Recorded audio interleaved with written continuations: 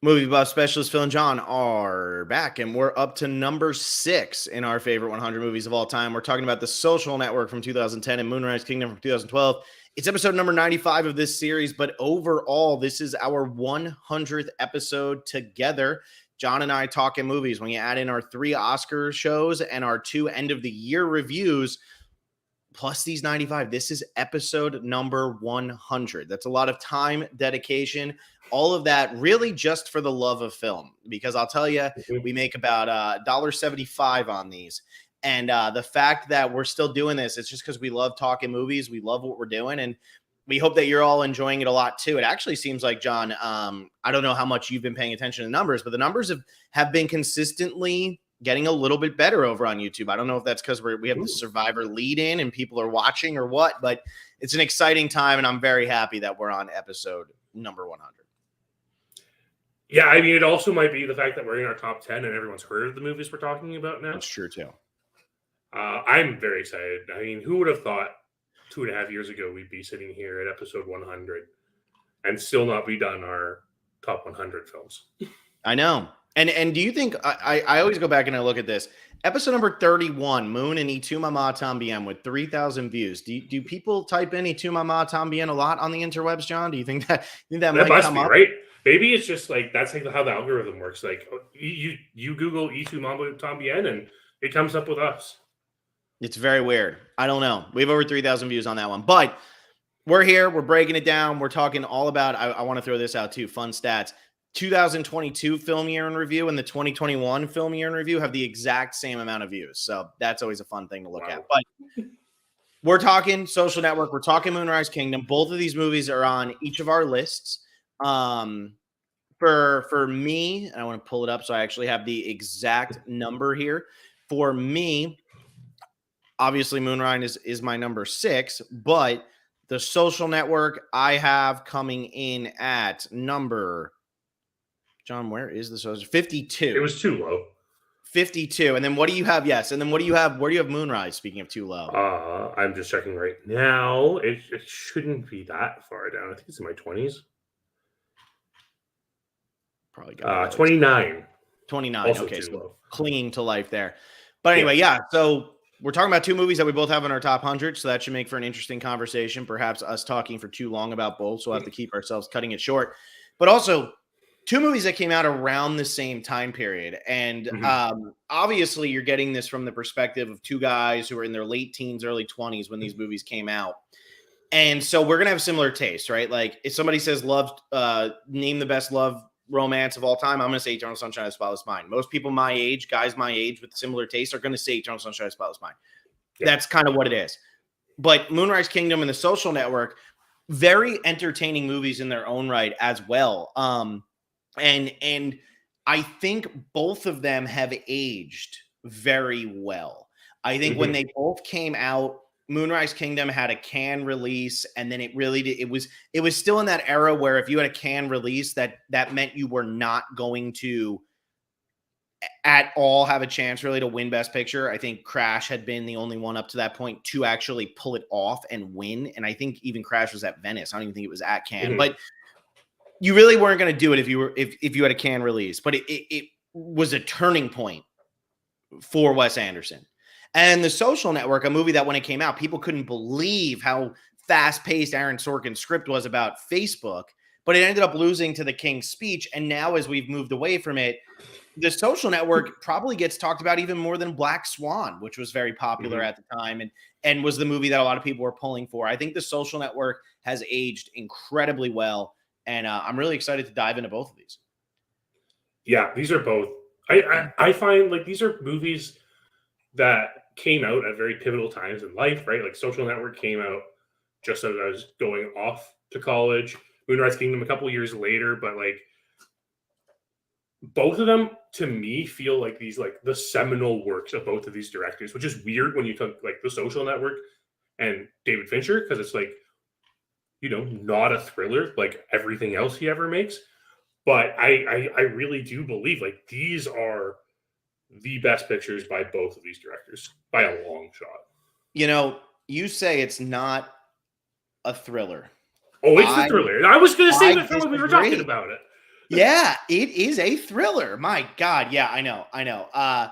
It's a thriller, and I always tell people Moonrise Kingdom is one of the most depressing movies I've ever watched in my entire life, and they look at me and laugh, and they're like, "How?" And then I explain it to them, and they're like, "So you mean melancholy?" And I'm like, "No, I mean depressing." But we'll get to that. I don't care which one we want to do. Which one do you want to do first? You pick which one you want to do first. Let's just start with The Social Network. It came out first. It's the older movie. We'll talk it Okay. first. Cool. You get to Oh go. wait, that's me. That's my movie. That's you. Yeah, Social you Network. put yourself on the spot. I put myself on the spot, and I wasn't even prepared for it. I love this movie, and there's so many reasons why I love this movie. This is the fourth Fincher movie in my top 100. It's in no danger of moving off my top 100. I think it moves down a little just because of the movies I've seen since making the top 100. But this is, it's just so beautiful. I think this movie, it's Aaron Sorkin's best script ever. Might be flat the out. best script ever. It's very possible. It is such an incredible script. Even as you sit down to start this movie, you know, that conversation between Mark and Erica, it's going at such a fast pace, and it just immerses you so much into this movie. In that 5-minute scene, you know exactly who Mark Zuckerberg is. You know that you are not going to like him at all in this movie, and it sets up all the expectations you have because of that. The cinematography, the direction, absolutely astounding. The performances across the board. Jesse Eisenberg kills it in this film. Probably should have won Best Actor that year, in all honesty. Only because Gosling wasn't nominated. I know. But this is the movie that really taught us that Justin Timberlake can really act. Andrew Garfield, astonishing. Rudy Mara, making like the fourth appearance on my top 100 in a bit part. It's just an astounding cast. Armie Hammer playing two different people. Wait until we talk about how they did that. It's so incredible, and it's all tied together with one of the greatest scores ever made by a movie. Trent Reznor and Atticus Ross just absolutely nailed it with this, and it's no wonder that Fincher uses them for every score he's made since. Every film he's made since. You know, I have to. So, okay. All right. Where do I even begin? Right. So 2010, I always talk about what was the best year for movies ever, right? Like, in my opinion, I always talk about 2001, 1968, 57 is a great year. 94 is a great year. There's a lot of years.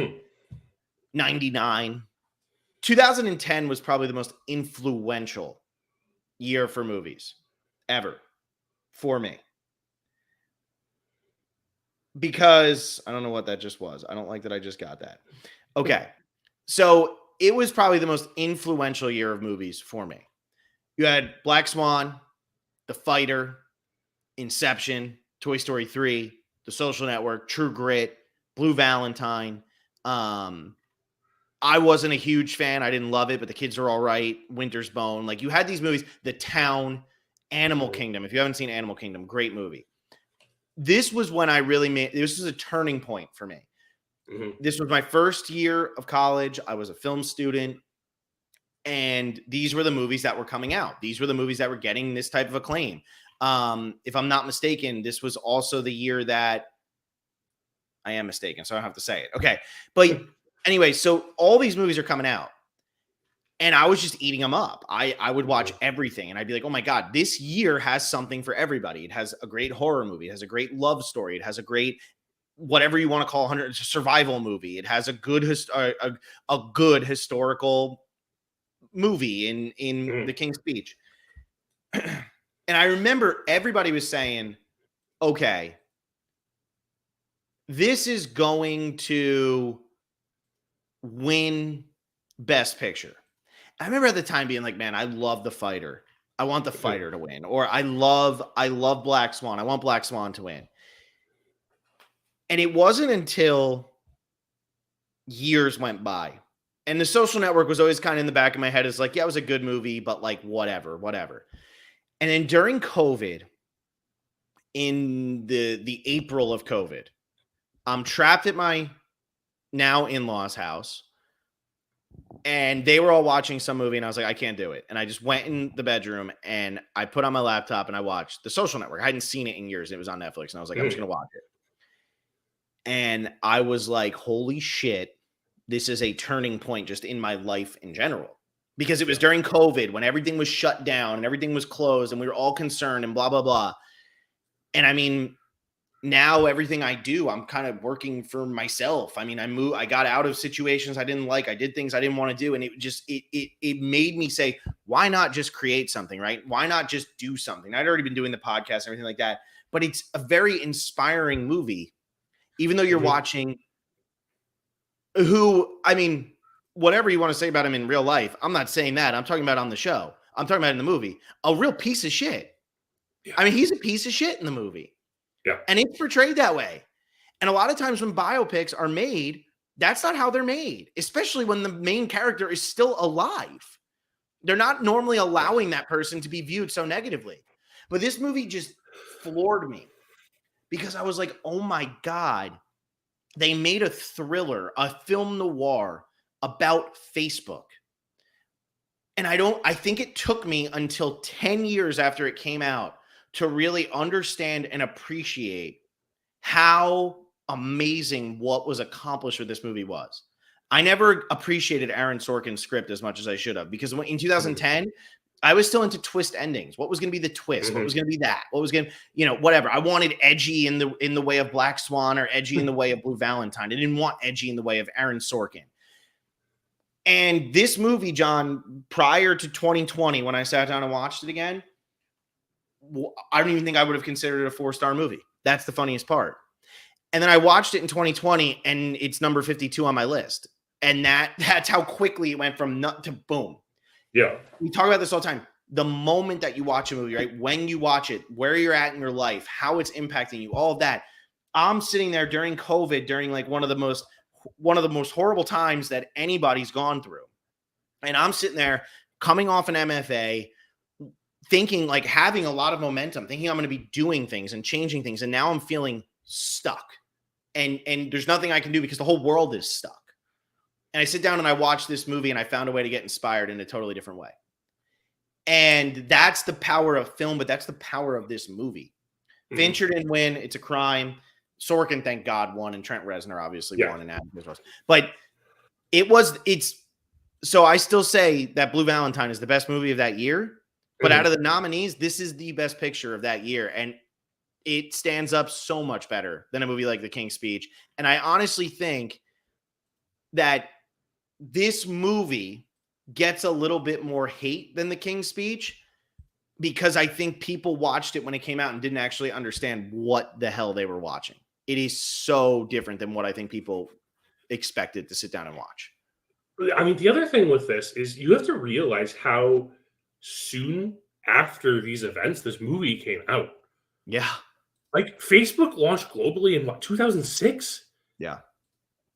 So like this is 4 years later. You're watching the story of this one. It's about Mark Zuckerberg, who has only gotten crazier since this movie's come out, and is like probably one of the most despised men in the world. But like he's the one who owns the social. Go ahead. Like, and he owns the social media site that people like. It's the old one site, and it's the really interesting thing about the social network is in the last decade it had a huge impact, and we're at the point where like we're at the tail end of Facebook now. New people to Facebook don't realize how big of a deal Facebook was when it came out, and this movie captures it so perfectly. Yeah. And yeah. Okay. So a couple things here, right? Facebook owns Instagram, right? Yep. So he's still making all his money on Instagram. So even Mhm. if you're like, oh, Facebook's the old one, Instagram's what people are using. And I know TikTok's, Yep. doing its thing, whatever. While I was watching this movie, it really made me nostalgic for Facebook because whatever the hell Facebook is now is not what the intention for Facebook was. No. And I say this to my friends all the time. And me and my friends talk about this a lot because none of us are big social media users. We could have a lot more viewers on this stuff if we were big social media users, but I don't want to get TikTok. I don't want to do that. I was a holdout on Facebook. I got Facebook Mhm. 2008 or 2009 because my girlfriend at the time told me to get Facebook because she had a Facebook and we need to put in there that we were in a relationship. You know what I mean? Like it was that kind of thing. But like, I don't know if people will ever, like, I wonder now, get me a kid who loves movies as much as us, who was born in like 2004, 2005, 2006, who watches this movie at 21 years old and tell me if they actually feel what we feel. Because as I'm watching, he's talking about the wall and the relationship status and the pictures, and we're going to relive the party. That's what Facebook was supposed to be. And now all of our social media platforms have pretty much been weaponized by politicians, right? Like, I don't think I'm saying anything political there. It's been weaponized by politicians. No matter which side of the spectrum you're on, that's all you're seeing. You're seeing politics, politics, politics, politics. Who should we hate today? Who do we not like? Why do we not like these people?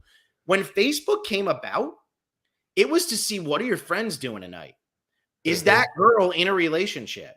What kind of pictures do they have? Do they party? Do they not party? Do they go? Who do they hang out with that I might be able to get an in with? What is this? That's what Facebook was. It was essentially professional stalking, but in like a very harmless way. Unlike nowadays where there's actually like stalking going on with a lot of this shit. But this movie makes me so nostalgic for it. But it captures the essence of what Facebook was so magnificently while still being so unbelievably entertaining and fast-paced. There's no way this movie should work. And there's definitely no way it should work as well as it does. Yeah. And I mean, obviously it's the sum of its parts is what it comes down to. You just have some of the best in every aspect of this movie coming together. I mean, Jesse Eisenberg kind of got a lot of flack after this because he did like the Justice League or the Batman movie and whatever, and was like had this Lex Luthor that everyone hated. But Jesse Eisenberg is such a good actor. And even if you look at the things he did before this, something like, you know, The Squid and the Whale, Adventureland, highly underrated film. Yeah, very good in that. And like his performances are always so strong. And in this one, I don't know if you could ever have anyone play an asshole the way he does in this movie. No. And I think the beauty of Jesse Eisenberg in this movie, what's he smiled 3 times? Something like that. Like 3 times. And it's funny because Mark Zuckerberg's in this movie and he's smiling when he's in this movie. So it's not like Mark Zuckerberg might be a sociopath. I don't know. But it's not like he can't smile. But that's the character, right? They made Harvard look like a freaking 1940s Humphrey Bogart movie. But Jesse Eisenberg in this is perfect. And I remember when this movie came out, it was another one, right? Best actor coming out. I was obviously pulling for Gosling. I still think Gosling gives arguably the greatest performance of all time in Blue Valentine. But when this came out, I remember a lot of people being like, oh, it'd be nice to see Jeff Bridges win, or James Franco's so entertaining in 127 hours. When you go back and look at this, it's not even close. And the only reason Colin Firth won is because Colin Firth didn't win for a single man the year before because Jeff Bridges beat him. And that was a congratulations, Jeff Bridges, on a good career, thinking that was going to be their last opportunity. Then he comes out in True Grit the next year. This was Jesse Eisenberg's award to win. And it reminds me almost of Timothy Hutton in Ordinary People, where he's beyond his years in this role. He is beyond his years. And I think the problem for Jesse Eisenberg is there's no other character like Mark Zuckerberg. And because of that, it was very hard to find a place to put Jesse Eisenberg. He's not that good looking. He's good looking, but he's not that good looking. He's not as funny looking as Michael Cera. He's very ordinary. But he's phenomenal. He's phenomenal in the movie. He's absolutely phenomenal. Yeah, I mean, there's just the callousness that he performs this role in, where it just seems like he just doesn't care about anything. It's not even like he cares about Facebook to an extent, right? Like it feels like it's not like his own success or anything that he's building towards. He just wants to do it because he can. Yeah. And like that's how it comes across. And that's what I think that's where a lot of the beauty of this film comes from, is the characterizations, obviously the way Aaron Sorkin wrote them. And like you have to wonder, was Zuckerberg like this? Because this inspiration had to come from somewhere.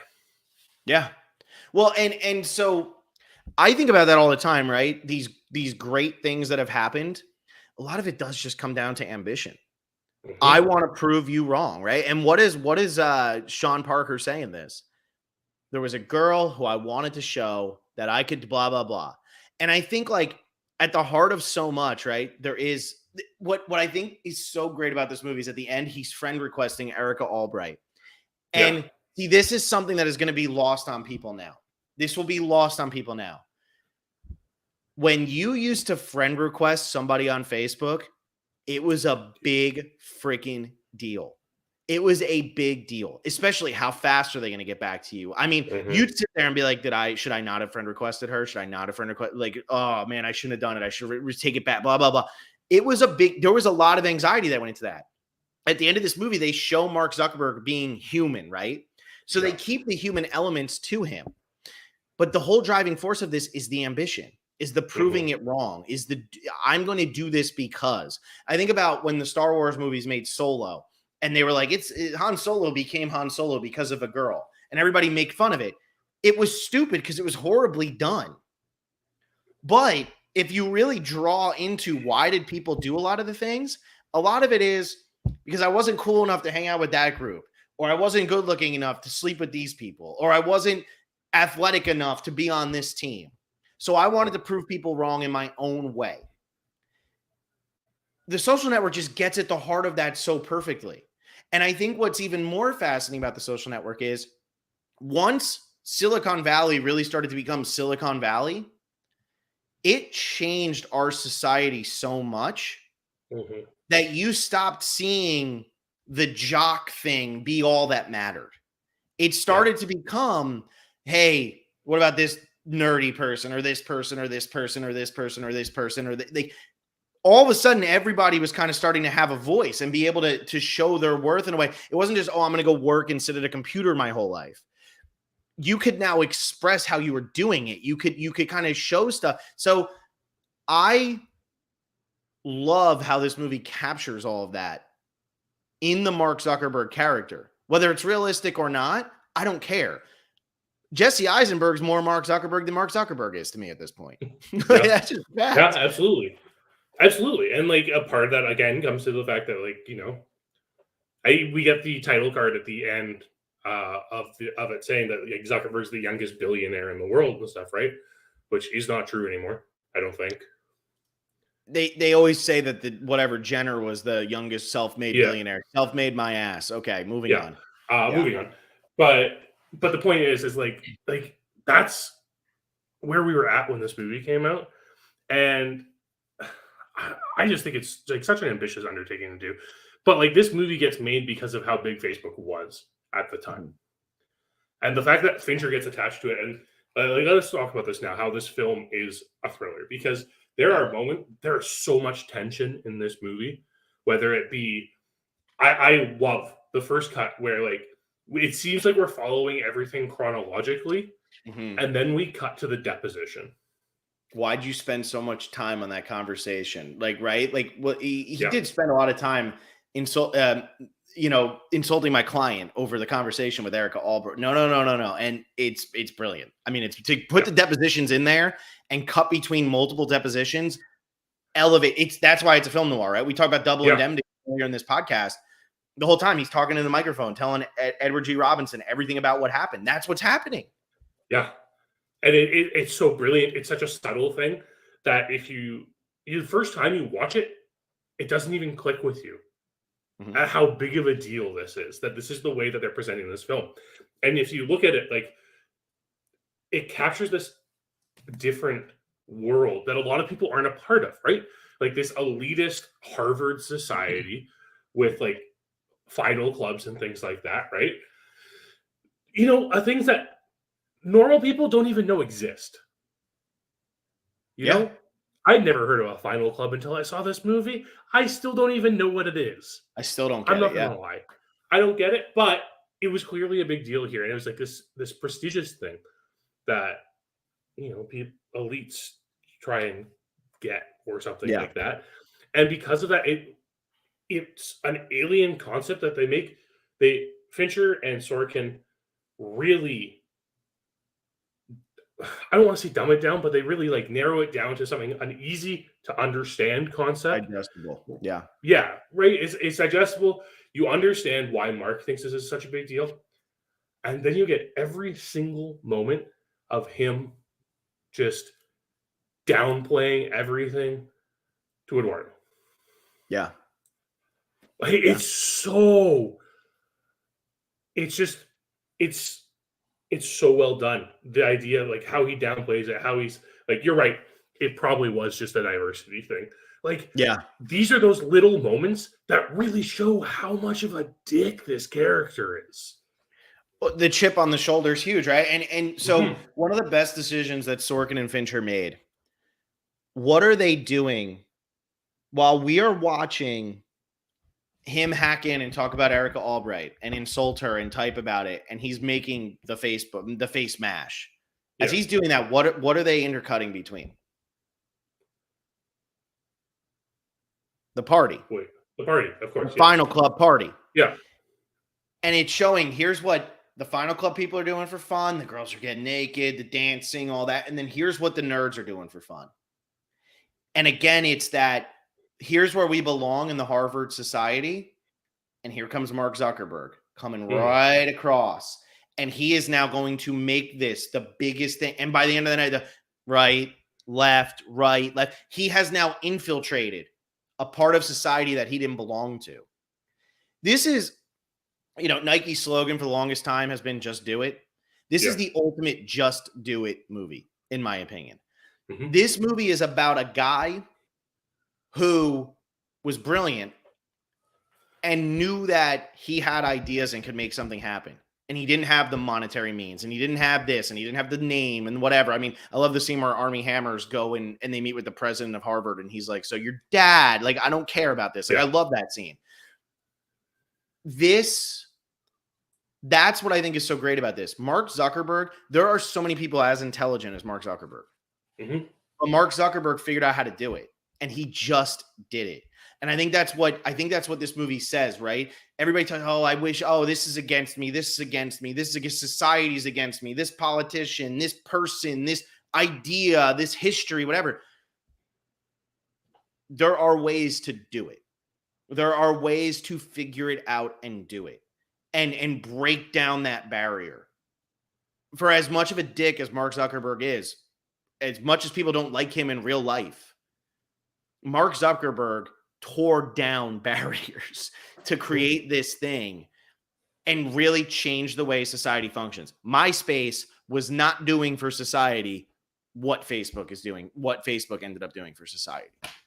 No, not at all. And we even have that conversation in the film, right? How is this different than MySpace and Friendster?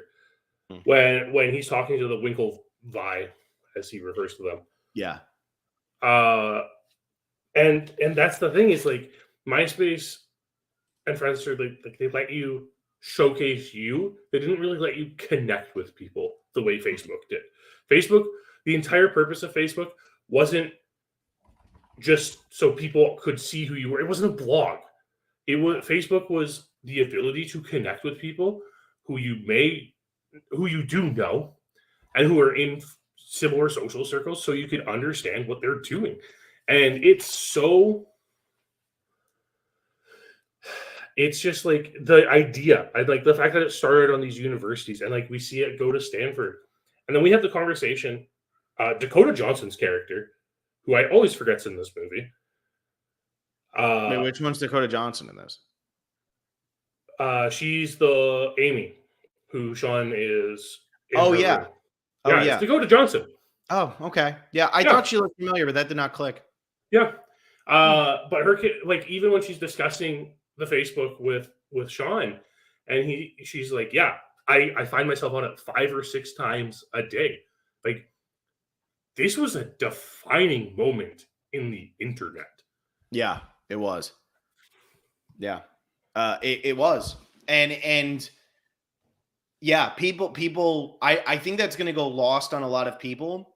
But if you were to ask me, like, ask me in 20 years, what's the best historical movie made, like biopic, historical, this is it. This, I mean, look, Lawrence of Arabia is incredible, and I have it ranked higher than this. But Lawrence of Arabia was also about a guy who was changing a part of the world that very few people know anything about. Mark Zuckerberg changed the way we exist. And that's what this movie did. And we're at the 30-minute mark, and I know we'll talk like another 5 minutes or so. We didn't even said Andrew Garfield. We haven't even said Justin Timberlake. Yeah. Those performances are phenomenal.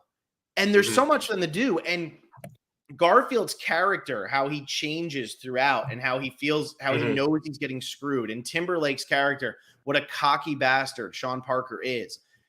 All of these things, like, they all go up against your anti-hero that you have to sit there and you say, you know, he's going to win.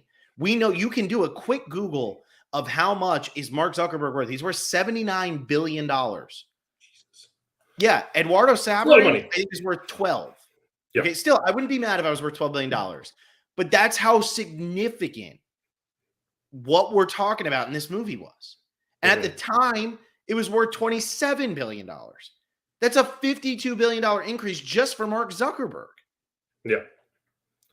Yeah. And like you said, like Andrew Garfield, he's someone who's really laid low still. Like he's finally kind of starting to get the recognition he deserves in his performances, because he does get some great performances. And his performance in this is great. You look at the dinner scene where they first meet Sean Parker. Oh, it's so good. It's a phenomenal scene. It's an incredible scene. Obviously, Justin Timberlake is outstanding in that scene. Just the way neither one got nominated because they canceled each other out. Yeah. Yeah. And Andrew Garfield just like feeling that feeling of betrayal as it grows and as his like sanity slips away as he's like trying to make this work. He has a crazy girlfriend who's like lighting things on fire, which is again another phenomenal scene in this film. And it leads into that thriller aspect of it, where we're kind of seeing these people drift apart. And that's what I think a lot of people miss when they watch The Social Network, is like this growing tension between Mark and Eduardo is so important to this entire film. And it goes to show that Mark's ambition was more important to him than anything else, because his only friend, he was willing to stab him in the back. Yeah. Yeah, and he does. I mean, he stabs him to the point where, what do you get, 0.01% or whatever? Like, it's absurd. And obviously, Eduardo Saverin got a hell of a payday from all this. Like, let's be real. Definitely more than the Winklevi got. So Eduardo Saverin ended up being just fine. But it is insane how easy it was for Mark to just turn on him. But this captures it. And when Michael Carroll here says Aaron Sorkin did Mark a favor. Yeah. 100%. Probably did. It probably did, but this movie just, I don't know, it just flies. I mean, this had to have been a 170-page script, and normally it's a page per minute. This had to be like a 170-page script for a 120-minute movie, because it just flies, and there's nonstop dialogue. I mean, that opening scene between Rooney Mara and Jesse Eisenberg is so brilliant, and the way that they're answering each other's questions minutes after they've already gone on to something. I mean, it's just brilliant. It's just and the pacing of this film is astonishing. Again, this is why Sorkin is so well regarded, and why you watch anything written by Aaron Sorkin after this, and you're just like, it's just not The Social Network, because the pacing in this film is astounding. You meet Sean Parker, and you're already. I meant to check the time when I watched it earlier, but it's halfway in. It's halfway in. Yeah. And the pacing of the film just picks up from there. It gets faster and faster. More things are happening. We get to California, and then we get to the party. And I always forget the party is like the last thing that happens in this movie. Yeah, I know. And that's the thing. Aaron Sorkin, when you actually look at the movies he's written, this is in a league of its own. I don't care what anybody's. Moneyball, which came out the year later, was living on the success of this. The Trial of the Chicago 7 feels like you're watching a movie. Steve Jobs is what it is. Molly's Game is what it is. A Few Good Men. I was never really a big fan of A Few Good Men. This movie stands on its own. Yeah. It stands on its own. And that's okay. I know Sorkin did the West Wing show, but that's okay that this stands on its own. It's a phenomenal movie. a phenomenal screenplay. And yeah, I mean, I could go on, but I agree with you. The pacing. This is a movie that never takes a breath, even though it's about just a website and the people Yeah. making that website. Yeah. It's just a phenomenal creation. Fincher, it still feels like a Fincher movie, which is so impressive. And like, yeah, we've talked about how it feels like a thriller and everything like that. But like, you show this to someone who's like seen Fincher movies, they'll be able to tell you who directed this movie almost immediately. Yep. Yep. Absolutely. You got anything else? If we keep talking I about mean, the we social could, network, but we'll never get to Moonrise Kingdom. no, and I need to go. I need to go. I need to go to bed at some point tonight, so we got Yeah. to get through. Okay, I'll start the best thing I watched this week because I watched a bunch of okay movies. Yeah. Okay. I finally saw my first movie of 2023, as crazy as that is, which was Renfield. And that Mhm. was probably the best movie I saw this week. I watched a bunch of other like mediocre nominated for Best Picture at some point movies. I watched The Private Life of Henry VIII, which I only watched because my Canopy wasn't working and it was on my list, and it was like whatever. I watched The Accidental Tourist, which boy does that not age well, and I watched The Crying Game, which John, are you familiar with the twist of The Crying Game? I'm sure I am, but I can't remember it off the top I'm not of going to my say head. it on here in case people haven't seen it. But the problem is with The Crying Game, once you know that that's the twist, the whole movie kind of becomes like, it's not like The Usual Suspects because the twist Right. isn't like that. But it is one of those where you're just like, okay, yeah, like it's a 90s thriller.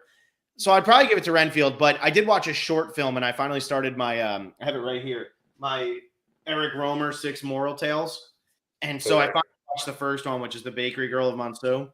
And that was the best thing I watched by far this week, but it's only like 23 minutes long. So if I had to give you a feature length, I said Renfield, but The Bakery Girl of Monceau was phenomenal. And it's just a very simple little story. Cool. Yeah. What'd you got? Well, NHL playoffs started this week.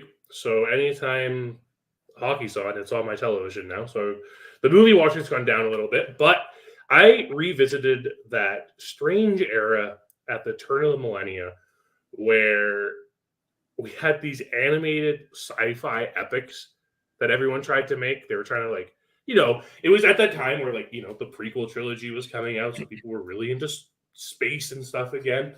So I watched Titan AE, which was like better than I thought it would be, but still like, it's a kid's movie.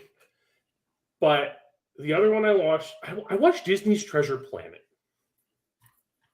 And that movie's incredibly underrated in my opinion. Oh yeah, Treasure Planet is super, super underrated. It is such a great retelling of Treasure Island, like just like Robert Louis Stevenson at all. It's so well done. The animation still holds up. It is spectacular animation, and it was this kind of innovative animation style that Disney was trying at that time, and it didn't really stick. The movies didn't really hit. Disney was really trying to play to like that stereotypical male child demographic at that time, where they were trying to make these grand adventure movies because let's be real, they had just done like a bunch of princess movies and stuff, right? So they were trying to get a new group of people into their Disney movies and stuff, but this is one that a lot of people forget about, and it's really well done. The voice acting is really good, and having seen the Super Mario movie a couple weeks ago, where it felt like these are actors doing this voice acting, it's so nice listening to voice actors doing animated features because it's a totally different talent. It takes so much more. I couldn't agree more. Last week I had watched Over the Hedge, and it's like Bruce Willis and all these like big name. I don't even know if I remember to actually rank. Did I review that? But either way, you did. I saw you did. I did. Okay, yeah. It's like all these recognizable names, but they're not voice actors, and they sound terrible. And it's funny because my wife and I now we're watching Open Season because they're on Netflix, and it's like, I haven't seen that movie since whatever, so we might as well throw it on because we've beaten the Disney movies to death.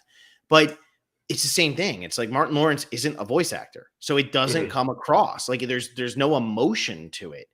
Yeah. And yeah, I always really enjoyed Treasure Planet. I really did. It's a good one. It's good. Anyway. It's just a nice little hour and a half adventure. It is. Take it for what it is. Take it for what it is, which is hard for people to do, but I agree. No. All right. I'm going to talk about Moonrise Kingdom, which I probably watched for about the 15th time today. It literally never gets old. So this came out in 2012. This came out, like I said, it was Cannes. So it was like April, May in that time frame. And so I saw this. That was during my sophomore year of college. I saw this 3 different times in theaters. And then I saw it like 4 more times when it was on HBO. And then I saw it. I just eat this movie up. And the thing with this movie was this. So last week we talked about Lord of the Rings, The Fellowship. And then I have Moonrise Kingdom 1 spot ahead of Fellowship of the Ring. So does that make Moonrise Kingdom the greatest adventure movie of all time? Let me answer my rhetorical question. I really think it does. I really think Moonrise Kingdom is the greatest adventure movie ever made. Because what Wes Anderson captures in this movie that I don't think he's ever been able to capture in any of his other movies. And I have Royal Tenenbaums ranked very high. We talked about Grand Budapest Hotel, which I would consider for my top 100, even if it doesn't get in there. It's a great movie. These characters, while feeling very Wes Anderson-y, feel so real. And I really, really just love what he does with Susie and what he does with Sam, but more importantly, what he does with the adults in this movie. What he does with Scoutmaster Ward and Captain Sharp and the Bishop parents. This movie, every time it ends, I just sit there and I feel so depressed. Like, I really do. I feel so depressed. It's miserable. And every time it's like, why do you feel depressed? It's an adventure. They're together. They're hanging out. He's painting and she's sitting there and whatever. Because they will never have that again. Right? What this movie is juxtaposing is these 2 little kids having a childlike adventure. And all the adults around them getting to go on one last adventure of their own. I mean, granted, there's some serious matter here. There's 2 children missing on an island. They could have drowned. They could be dead. Who knows? But the beauty is we never feel like they're actually at risk. We feel like this is a fun movie. And we're seeing these adults just be so miserable. The relationships, they're whatever. I'm a math teacher, 8th grade, whatever. No, I'm going to change that. I do this. This is my main job. I teach math on the side. Like, they don't know who they are and they don't know who they want to be. And they've just become numb to being adults. And you have these kids who still have so much passion for life inside of them. And the whole thing is, when we see Moonrise Kingdom, what happens to Moonrise Kingdom? It's washed away by the storm. Summer's End, right? That's the name of the town that Susie Bishop lives in. It happens September 2nd, 3rd, 4th. Now, if you're not from the northeast of North America, you might not realize the gravity of that. But the summer runs from Memorial Day through Labor Day in the Northeast. From New Jersey, that's what it is. They, like, schools down in Florida where I live now, they start school in August because it doesn't matter. The weather's so nice all the time. When you're in New Jersey, Labor Day weekend, that's it. Once you hit Labor Day, that's when you go back to school the next Tuesday. Labor Day is a Monday. You're in school on that next Tuesday. That's how it goes. Summer's end, but it's also, they're 12 years old. They're about to become teenagers. Like, their lives are about to change so much. And somehow in 93 minutes of what feels like pure nonsense, Wes Anderson captures all of that emotion and all of the power that is really there. This is a movie that I never thought would ever end up where it did on my list. But I remember sitting down and making my list and being like, I got to put Moonrise higher. I got to put Moonrise higher. I got to put Moonrise higher. And if I'm being real with myself, this is a movie that every time it ends, it devastates me. That doesn't happen with every other movie. A lot of the movies in my top 5, which we'll get to, it really does depend on the mood I'm in. Yeah. Wes Anderson forces my mood with this movie because the whole time you're having such a damn good time. And then the ending, you're like, man, they're going to get older. Like, that was fun, but it's like Susie and Sam probably aren't going to be a couple. You know, like, it's over. He forces it. And it's just like, it hits me every single time in a way that very few movies do. And even my top 5, it depends on the mood I'm in. But anyway, I digress. What do you got? Yeah, I mean, you've hit almost all the big things with this movie, right? Like it is. So we'll move on. No, we won't, because we'll keep talking about all the little things in it. But yeah, I mean, I saw this twice in theaters. I didn't hit the third time. I'm sorry, but this was my real introduction to Wes Anderson. I would say I saw Fantastic Mr. Fox as a kid, but didn't really click with me. This was the moment where I was like, okay, this is a filmmaker I could really get into and really enjoy. And it's such a hopeful movie, but like you said, it's so depressing because there's this looming threat of adulthood at all times. Yeah. It's beautiful because there is that uninhibited childlike wonder to this entire thing. This idea, and the fact that this movie is revolving around, like, as we get to the halfway point and it turns, and it's now a movie about preventing Sam from going to, what did they call it? The delinquent hall. It was a juvenile orphanage or whatever it was, and they show the picture, and it's like, we're happy, and they look like they're in a concentration camp. Yeah, but it's that flip there. That's the realism of this film, where it gets very real. I love the fact that, Tilda Swinton's character is just named Social Services. Social Services. And it's just this looming threat. And I've lived in communities where social services are not very welcome. No. And, like, it's a very heavy deal. And to have this, like, semi-comedic, just, like, husk of a character, essentially, representing them, it's such this just down-to-earth representation of how they're viewed. And what Wes Anderson does is he takes this like childhood whimsy and he accentuates it with things like, I mean, obviously, like, with his pastel colors that he loves and everything like that, but also just like all this music of Benjamin Britten that is featured throughout the entire film. Absolutely genius. And he then juxtaposes it with these very sad people, even when they're talking about it, right? When Susie is being bathed by Mrs. Bishop, and she says, I know what you do with that sad, dumb policeman. And Frances McDormand just says, he's not dumb. But she acknowledges that he's sad. And then we get the scene with Frances McDormand and Bill Murray sleeping in separate beds, talking to each other through things. And it's one of the most depressing conversations of all time. Oh, yeah. Yeah. And it's the way Wes Anderson's able to balance everything in this movie. It's just unparalleled, and he can't capture it again. No, I don't think he ever will. And I think the problem with Wes Anderson is he's become known for his giant casts, right? Like, it's how many people can he get? I mean, we're already talking about it with his Asteroid City, which I actually think looks very similar to Moonrise Kingdom. It seems like he's trying to go that route a little bit. But he doesn't always have enough space for them to do anything. Like, they don't always, like, he'll put in Owen Wilson in Grand Budapest Hotel. What's he in it for 14 seconds? If that, he doesn't always have room for them.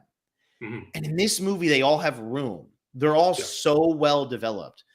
Bruce Willis's character, Frances McDormand, Ed Norton, all of the kids, like, they're all well developed. We know what they want. We know where they're going. We know what they're hoping to accomplish. And then when we do get a smaller roles like Harvey Keitel's or Jason Schwartzman's, we understand what their purpose is. There's a serious purpose to them.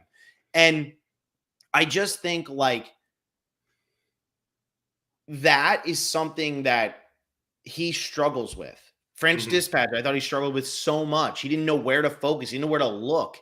And in this movie, he just knows where to look the whole time, because Sam Shakusky is the heart of this movie. We don't actually see Jared Gilman on screen. I'm not talking about the picture we see.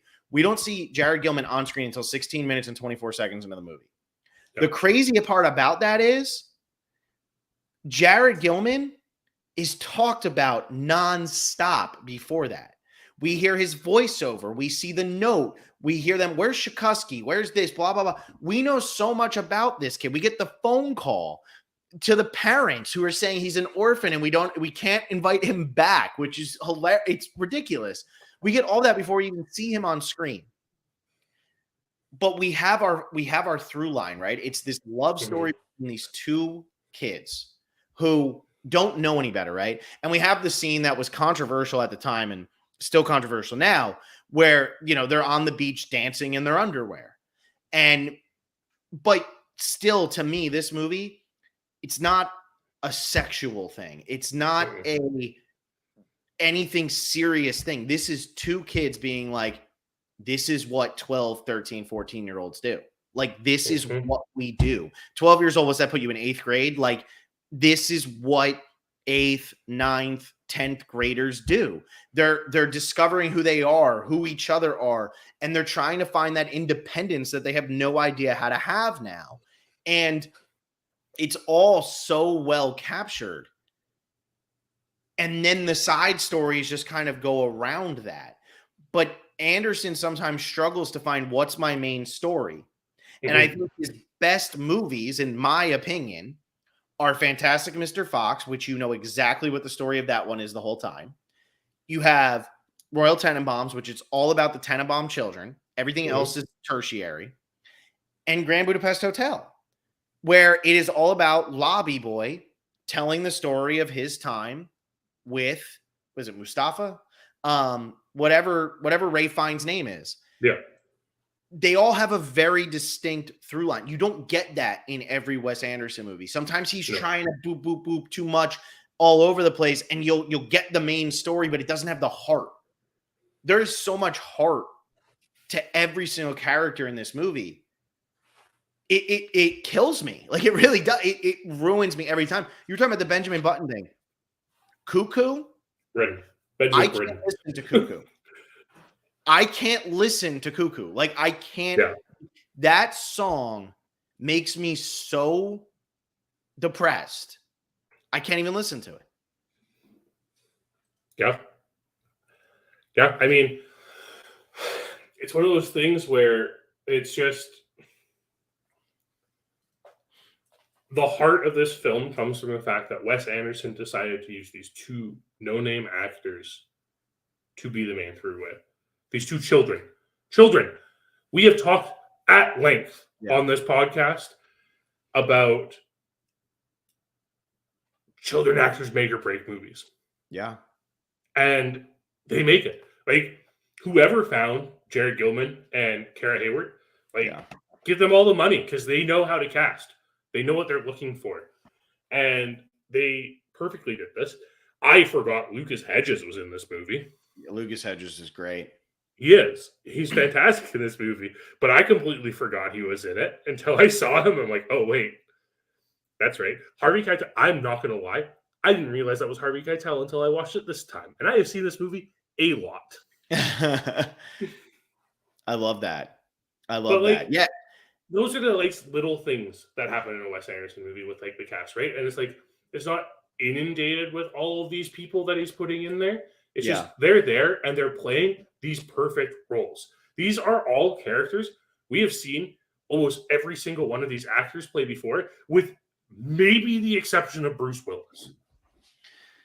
Yeah, because Bruce Willis now, with all of his health issues and everything, and he never worked with Wes Anderson around this movie, right? Not that I could think of. I don't think he did. Yeah, and Jared Gilman and Kara Hayward, they really didn't do anything after this. They both are in Patterson for 2 seconds where they have a scene on the bus together. But they really didn't do much after this. But they got a lot of acclaim for this movie. But again, going into, we were talking about, you were saying children actors make or break movies. I was watching movies this week where the children actors were terrible. 80s children actors were bad. I mean, they ruin a lot of freaking movies. I mean, watching because it's too hands off, right? It's too gloves. Wes Anderson wasn't worried about that. I mean, and the dialogue that they're having in this movie, and the inspiration. I don't know if this is truly who the inspiration is, but I sure as hell think this when I sit down and watch this. Who do you think the inspiration for Sam Shakusky is? Who do you think the adult version of Sam Shakusky is? I don't know. Who are you thinking of? I'm thinking it's Apocalypse Now. It's Okay. Okay. Martin Sheen's character in Apocalypse Now. Sure. The way he dresses, the way he talks, the way he acts, he's beating people up. He's this tough, whatever, but he's also like weak. We got the scenes of him. It reminds me of that. Even the way they talk about him, they're almost talking about him like he's Colonel Kurtz. He's so good at everything. Oh, he'll keep her, blah, blah, blah. That's what I get from this, right? It has that Vietnam feel because this was right before Vietnam. Like it has kind of that feel though. Like that's what the callback is too. They're in a heavier realm, but then also what he's able to accomplish with them is they never feel like they're talking like adults. They still feel like they're talking like children because like I think about the scene like where they're talking about this is our land, woo, and they start yelling like they're copycatting each other, which is something children do, adults don't do. When they're trying to reason, oh, what was up with the dog? Well, was he a good dog? Who's to say? She has no reaction to that because a human, an adult might say something that for her, it's like, what is this kid talking about? He's just so pretentious, whatever. I love that stuff. I love that stuff. And the kids deliver it perfectly. I mean, they deliver it perfectly. Yeah. It's those little moments I find with this that really set it home. I love the montage of them sending letters to each other and you never hear the end of the letter and it just starts the next letter instead. Like brilliantly done, especially when you pay attention to like there's so much background detail in this film. You see it a lot in that montage. You see it a lot when they get to Camp Lebanon. There's so much going on in the background in Camp Lebanon. It is wild to pay attention to. And none of it's distracting unless it's intentionally meant to be distracting. Like when they're at Camp Lebanon and they're at the chapel and they go talk by the trampoline. Yeah. And you're distracted by the trampoline because Wes Anderson wants you to be distracted by the person on the trampoline because he doesn't want you paying attention to the fact that these two children are deciding to get married right now. Yep. Yeah. And yeah, the fort stuff. And again, it goes back to kind of that war feeling, right? Even the music that they're playing, the boom, boom, boom, boom, boom, boom, boom. Elijah keeps coming up and all that. It's very much military driven. Yeah. Right. Like that's how it's being run, even though it's khaki scouts and it's pigeon scouts. And he gave me his resignation and he did all like it's Boy Scouts. There's no resignation in Boy Scouts. You're just a Boy Scout, but they take it more seriously. And like this kid takes it very seriously. And like, I love the scene where, you know, if you suck on pebbles, it'll hydrate you. And he's like, I brought water too.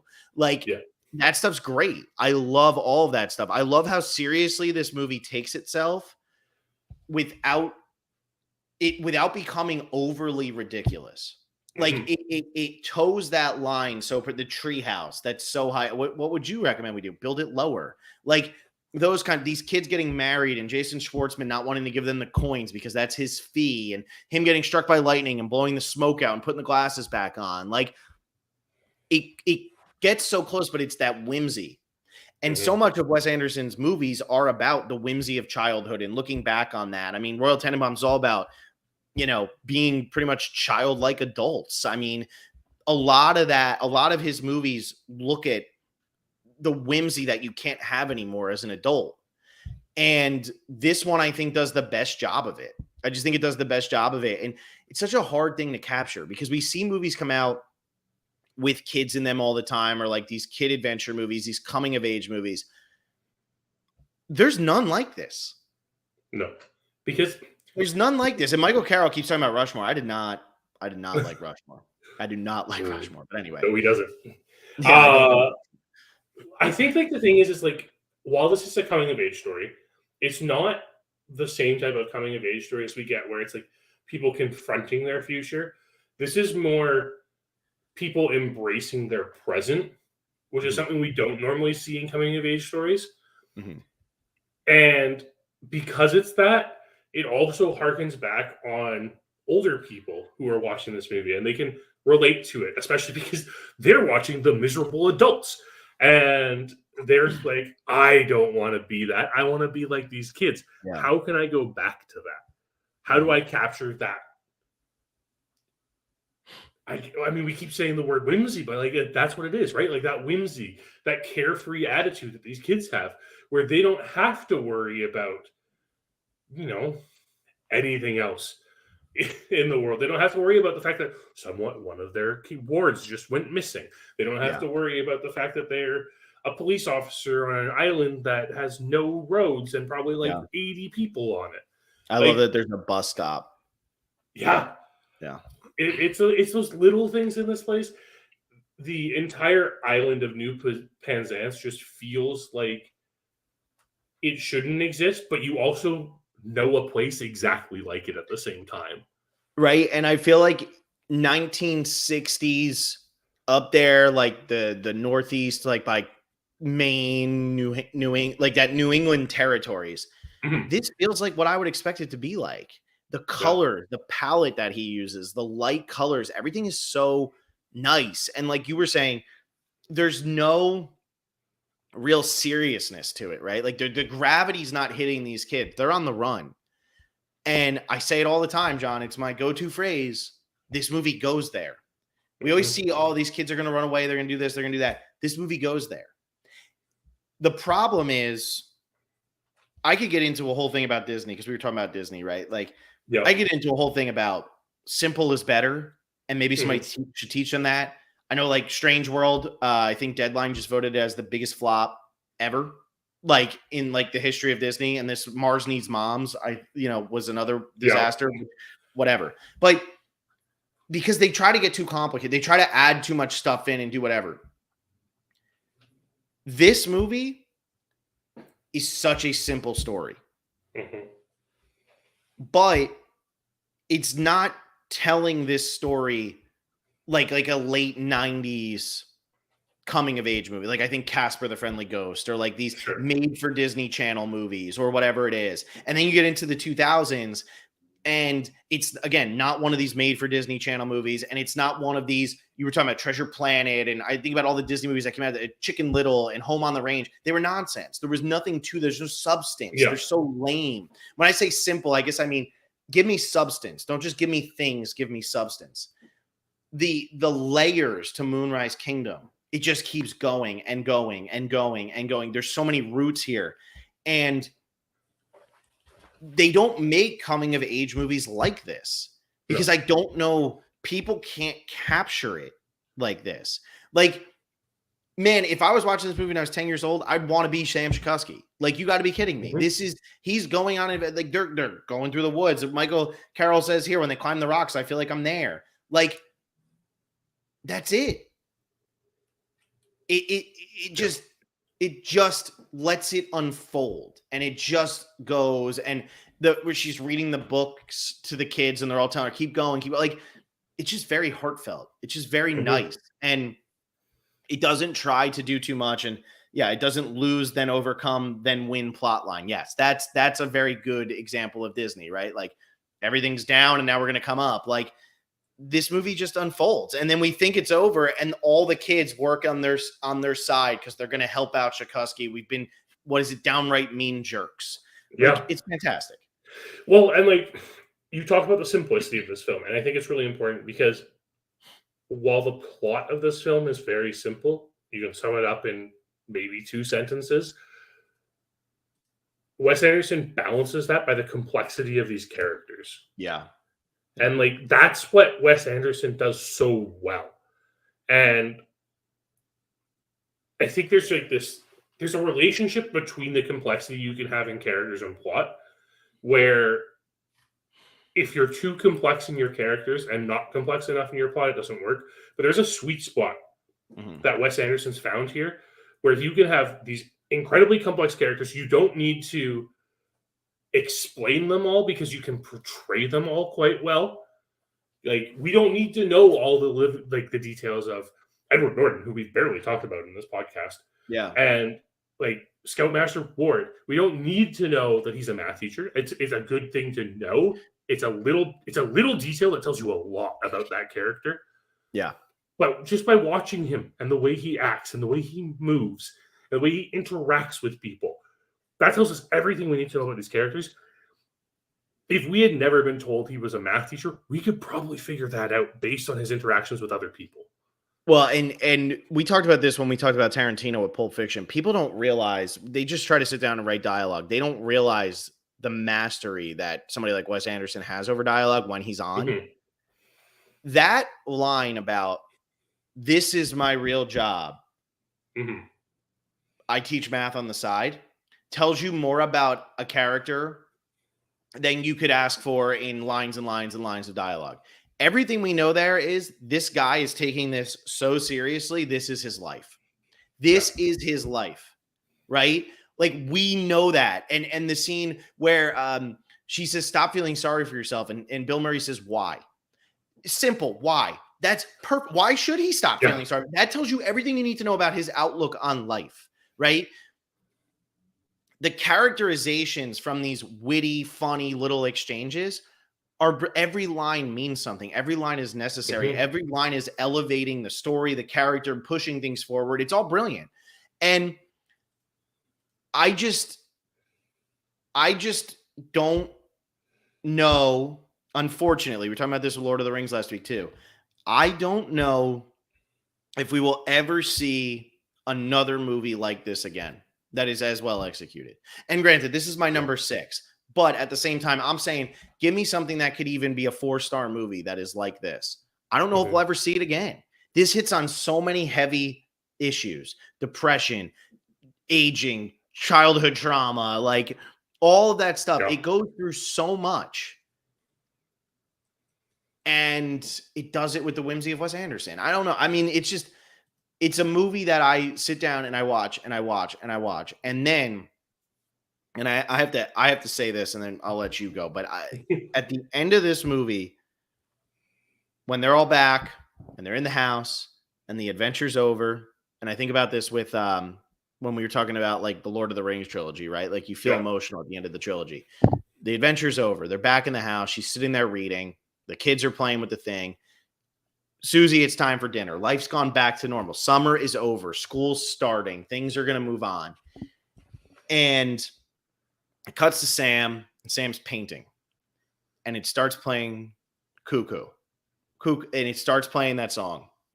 And it's going, and it's going, and it's going. It's that melancholy song. And he just walks over, and he just goes, I'll see you tomorrow. Boom. Goes out the window, runs down, whatever. And it goes to the painting and shows Moonrise Kingdom, and then it shows that their actual Moonrise Kingdom. I just explained the entire end of this movie, right? And it's just playing cuckoo, cuckoo. I cannot handle that at all. As soon as I hear the first, and I know that this song plays earlier in the movie too. It plays when they're on the boat after they break up their love affair. But I can't handle it. I find it to be so depressing, so melancholy, so whatever sadness you want to feel, it just crushes me every time, every single time. And I'm just like, man, like the joys of childhood, right? People always talk about the negatives of childhood, blah, blah, blah. When childhood was great, right? No matter what kind of child you were, no matter how bad your upbringing was, whatever it was, when you had those great moments, those are the great moments that you cling to. And that's what this is like for me. It's just, man, it's every one of those. And it might help that, I mean, you're up in Vancouver. I was up in Jersey. I was by the Pine Barrens. I mean, we were always out in the woods and crap like that. I mean, that's what we did. If you go to my house, my backyard is woods, and then the high school. So like, these are things that hit me. It's just very emotional. It's just very, very, very emotional. And it's all packed in there. And yeah, Cuckoo by Benjamin Britten. It's a freaking children's song about the months. Kills me. Absolutely kills me. Yeah, this is a movie that I'm going to keep watching it over and over again. I never grow bored of this movie. It is so delightful, yet sad, and just thought-provoking all at once that, like, it doesn't matter. We talked about, when we were talking about The Social Network, you mentioned how it's so important when you watch a movie. This is one of the few movies where it doesn't matter when I watch it, it's always going to hit me. Yeah, because I think it's a movie that always makes you feel like reminisce on a specific time, which not every movie does, right? Like, not every movie is going to make you think, oh, yeah, okay, that's where I was. Like, this movie makes you reminisce on a very specific time. Mhm. Wes Anderson blew up one movie too late. I really believe Yep. that. I really Yep. believe that because with Grand Budapest, obviously he was huge. A lot of the success of Grand Budapest came because of how well received Moonrise Kingdom was. Yeah. But Moonrise Kingdom, I think it got one Oscar nomination. And it was just for screenplay, and it didn't win. And it was a wide open year. It was a year it could have won. I mean, Mhm. it could have been the best movie of that year, and easily. I mean, it is That the was best movie of that year. that But was the artist year? Was that the year the artist won? no, it was the year. I think it was it Argo? Oh, okay. Yeah, yeah. I think it was the Argo year. Hang on, let me just check and make sure because the artist came out in 2011, Right. which means because that was with like the Descendants and all of that. It Right. was Argo. It was Okay. Argo. A more Beast of the Southern Wild got the Oscar nomination for Best Picture over this. If you're really gonna try to tell me, like, come on, give me a break. Yeah, yeah, that's it. That's what I Yeah. got. That's what I got for that. It was a wide open year. It was a year that this definitely could have won, but Wes Anderson wasn't that name yet. And Mhm. now I think Wes Anderson gets too much praise for movies that don't deserve it. I think Are we talking Isle of Dog? I hate Isle of Dogs. I hate it. I hate it. Like, I hate that movie. And I just think that I don't know what he's got to do because I think this into Grand Budapest, Mhm. those are his two best. And now everything he makes, everybody's like, oh, he's so good. It's like, do critics actually think he's so good anymore? Or is it just because he doesn't mouth off to them the way Damien Chazelle or Darren Aronofsky does? Yeah. It'll be interesting to see what Asteroid City's like, especially because it's not leaning so much on this familiar cast. Yeah. But it has Tom Hanks, so we'll see. Yeah. I wonder if Tom Hanks will play Tom Hanks. Probably. It is Tom Hanks after all. It is Tom Hanks after all. Yeah. We'll see what ends up happening, man. I mean, I'm looking forward to it. I'm also looking forward to our top 5 here. Yeah. We got some good ones coming up. We do have some good ones coming up. So next week, which John, I'll have to talk to you. We might not be doing it Wednesday night, but Okay. next week we're going to be talking about what do we have, John? What's your movie? I don't have it up in front of me. I have Paul Thomas Anderson's The Master. That's right. So we have The Master from 2010, or from 2012, which was the same year as Moonrise, same year as this. Yeah. and The Graduate from 1967. Another movie that's about just growing. Oh, we're gonna be sad. No, The Graduate's so happy. What are you talking about? Yeah, such a happy Happiest laugh of movie. all time. Absolutely. Yeah. Happiest Simon and laugh. Garfunkel has the same effect on me that Benjamin Britten does on you. Yeah. Oh my God, dude. That ending. But anyway, we'll talk about those next week. Thank you all for listening. This has been a lot of fun. And top 5, baby. Top 5. Who would have thought? See you all then.